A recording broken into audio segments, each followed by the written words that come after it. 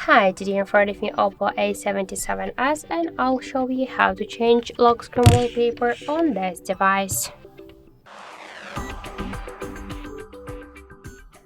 So first we should open the settings and then tap the personalization section, click to wallpapers, and you'll see here all of your default wallpapers. Online wallpapers. To use them you should be connected to the Wi-Fi. Also you got here the albums with the different photos downloaded from the internet. They are just taken on the camera app.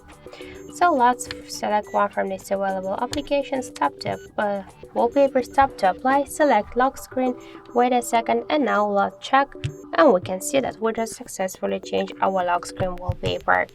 Also, we got one more way how we can do that. You should just hold for a while the empty space on your home screen with a finger, then tap on the left down corner to wallpaper option, and by the same way you could use one from these wallpapers. I just want to use the one from this default, the online wallpapers. For example, let's use this one.